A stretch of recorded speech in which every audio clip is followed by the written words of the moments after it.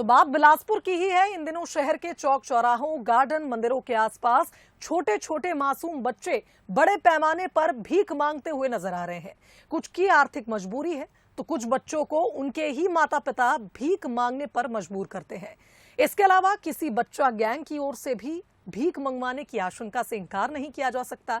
क्या है पूरा मामला, इस रिपोर्ट में देखिए।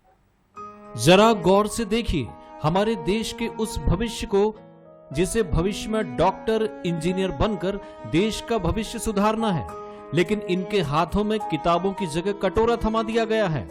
मासूमियत की आड़ में बचपन भीख मांग रहा है।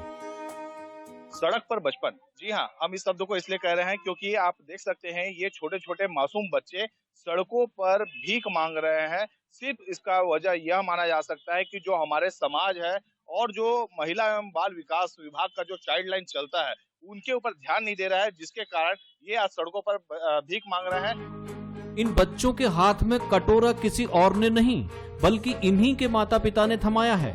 आप खुद ही इन मासूमों की जुबान से बयां किए गए हकीकत से रूबरू होइए और खुद फैसला कीजिए कि देश के भविष्य को आप और हम कैसे संवार सकते हैं। अब हमारा इतना दिन मांगा था, बहुत साल से हमला नहीं लगा पढ़ाई लिखाई, हमन कई साल से मांगा था, ना से नहीं लगा है। शिक्षा हर बच्चे का मौलिक अधिकार होता है, लेकिन सभी का बचपन ऐसा हो ये जरूरी नहीं।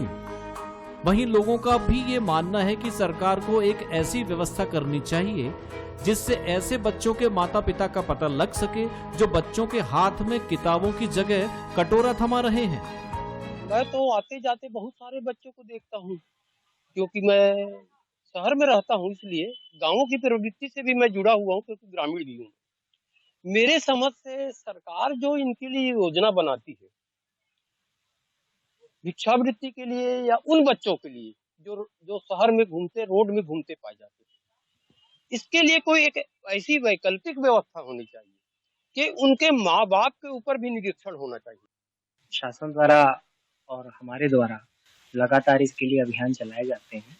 अभी कुछ दिनों पूर्व ही अभियान चलाया गया था जिसमें 29 बच्चों को रेखांकित किया गया था और उनको पुनर्वास भी कर दिया गया है। लगातार अभियान चलाते रहते हैं और इस समस्या का समाधान किया। बहरहाल बाल संरक्षण अधिनियम के कड़े कानून होने के बावजूद भीख मांगने वाले बच्चों के आंकड़े देश में दिन ब दिन बढ़ते ही जा रहे हैं। ये बच्चे पहले तो भीख मांगने से शुरुआत करते हैं, उसके बाद नशे की गिरफ्त में चले जाते हैं और पैसों की कमी इन्हें अपराध की दुनिया तक ले जाती है।